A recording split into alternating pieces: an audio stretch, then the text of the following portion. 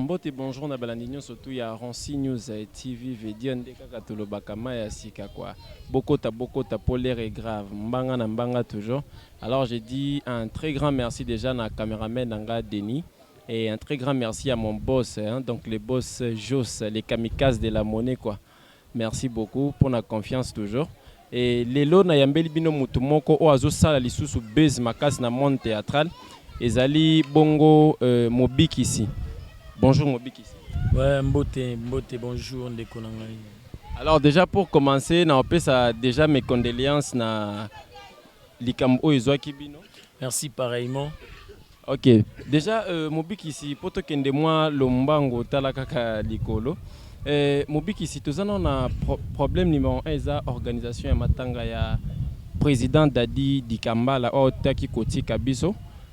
Organisation est ending parce que depuis bazo reporté kaka bazo reporté. Qu'est-ce qui fait que ils la reporter chaque fois?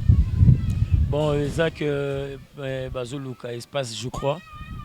Bon luka espace proposition libosu ezala ki imka mais baboya ki parce que imka ils a vraiment moqué pour na coller le président Dadi Dikambala. Ouais. Alors Mobik ici. Et d'autre part, besoin mon que non jeunesse, vous voyez, parce que vous liboso bozaki na tête zaki na ba papa masumu baptu ya kala ebele bazalaki nanu et après nous avons vous ba Mobik ici, nous avons les autres ba Aïda, Banada et tout. Mais besoin mon que ça commence aussi à effrayer ba artistes et comédiens ou peut-être bazan la ba ghetto. Pourquoi? Parce que besoin mon que non monde déjà à théâtre, il n'y a pas cet amour là. Il y avait les vieux Dadi Dikambala Bandai Kobela Makas, mais nous n'avons pas vu Nakoba SOS na part naie et pas na binonan déjà ba artiste tout le monde qui SOS wanate déjà pour na ba konzamboka c'est toujours chaque fois auto le belaka likambwana mais solution est à la kate. Et pourquoi ça? Bon, moi je crois bien cause à la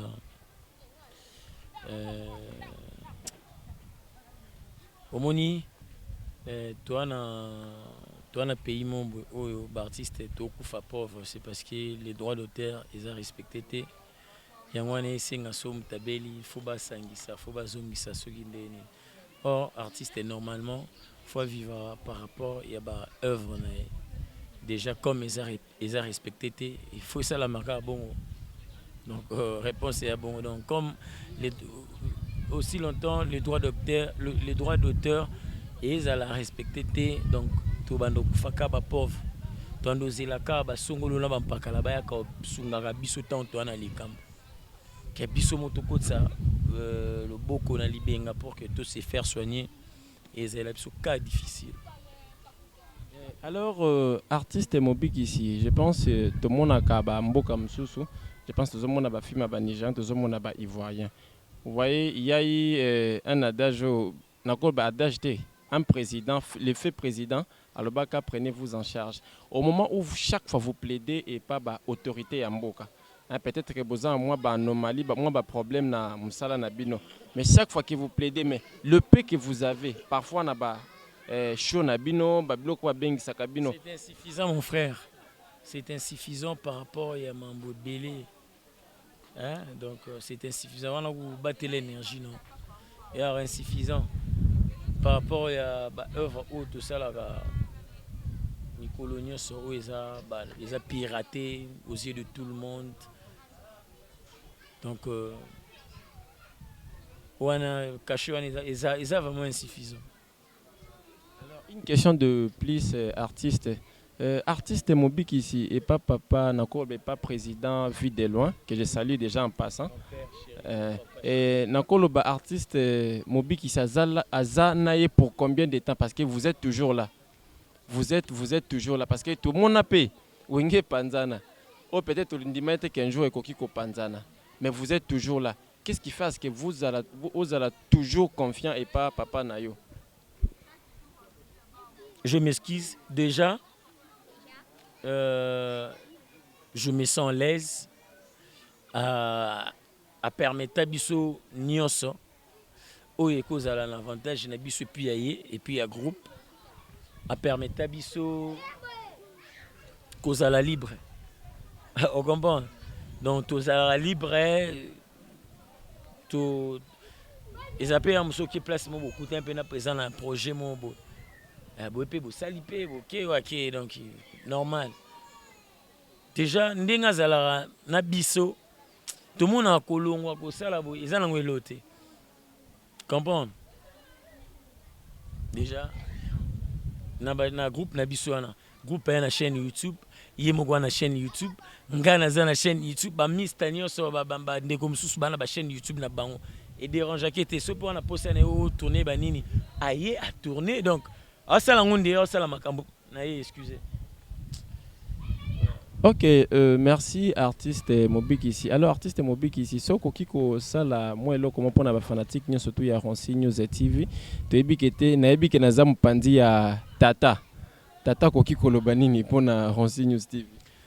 Pona Ronsi News TV. Tata lobi vula oye kosilate bino bokoko kisa 1 million d'abonnés. Etikali kaka bino na kondima na bino. Na mosala na bino ya kitoko boko sala.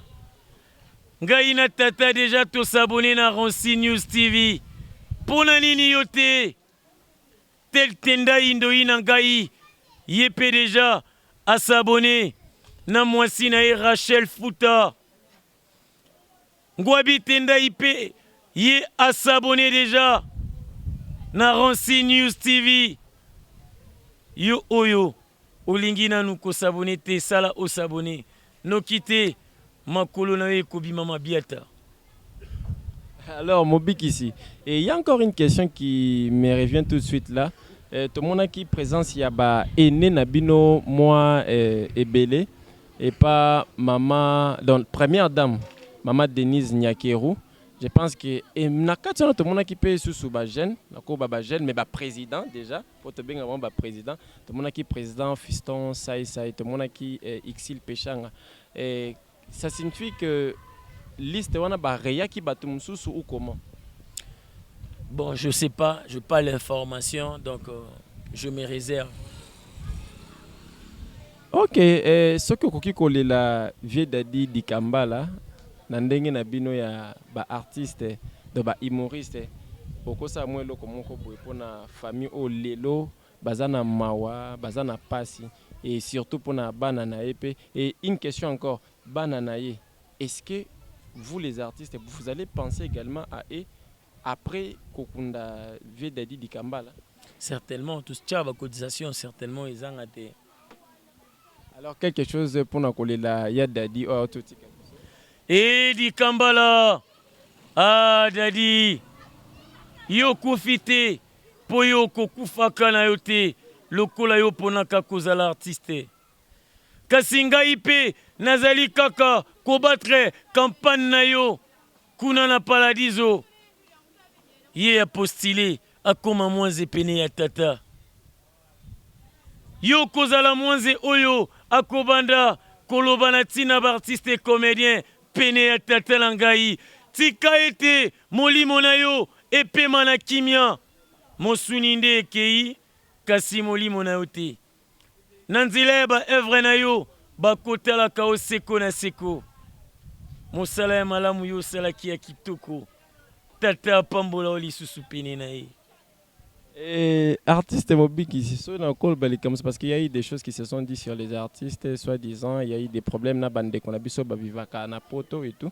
Et qu'est-ce que vous pouvez dire de façon par nin oyo cause pour na ba comment parce qu'il y a eu batumsu batu qui sama qui mité na poto. Vous savez que na batu poto ba dakabino moi mingi. C'est le passé, c'est résolu. On ne peut pas kobander là, on s'est résolu le problème. Là moi je t'assure. Peut-être que tu n'es pas au courant, mais moi je t'assure que le problème est résolu.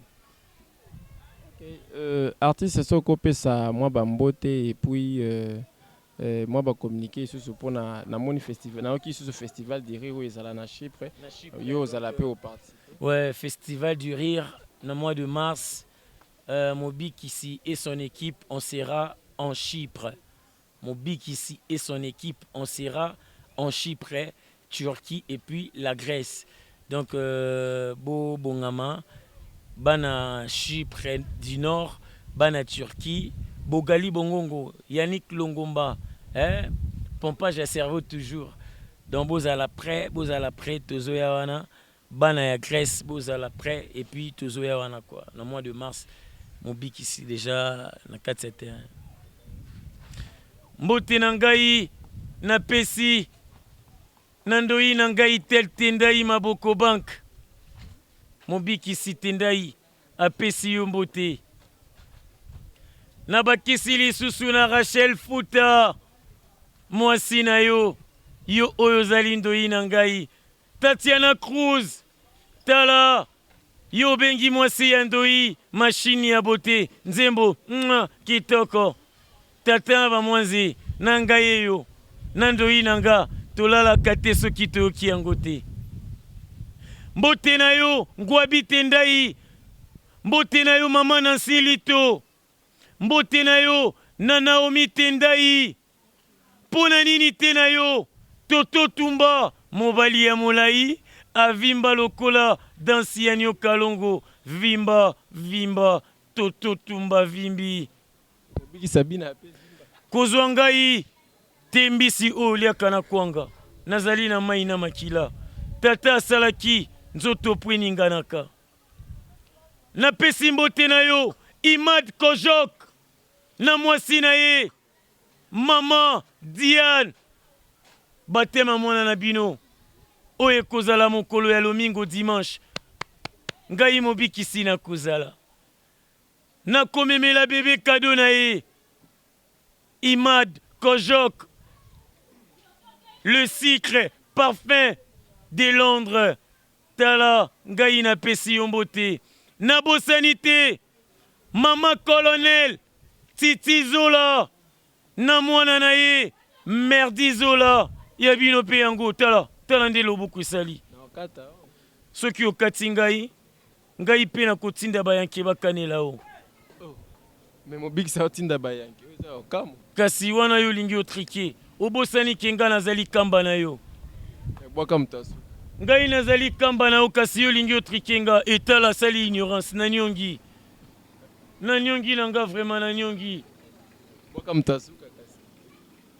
moto ya suka ezala nani te moto ya suka na boyi nalingaki ezala Caprice Tisa Milambo écrivaine te na boyi ete ezala nani Blondie ebonda na Christy ebonda te balobi kaka moto ya suka Wangler Miller ekosimba te balobi nanga moto ya suka na bwaka nani Beni Wilangi te loba ezala maître Mbata Zuga champion du monde kilo ya matete ya Mont Amba pe Afrique centrale abeta mokili mobimba moto aleki na makasi azali te napesi mbote na bikelamu nyonso ya tata ya basi lokola pe ya mibali mingi na bacélibataire bosala bobala. Merci beaucoup, merci déjà. Na batnion surtout balanda kibiso, ça c'était pour faire plaisir à toi, Papi Makina. Hein? Veut dire Papi Makina, un homme d'écologie quoi. Et pourquoi pas à toi, Sony Swag. Veut dire beaucoup ta nazando bozo baket, tu vois, pour ça la cabine, c'est bon.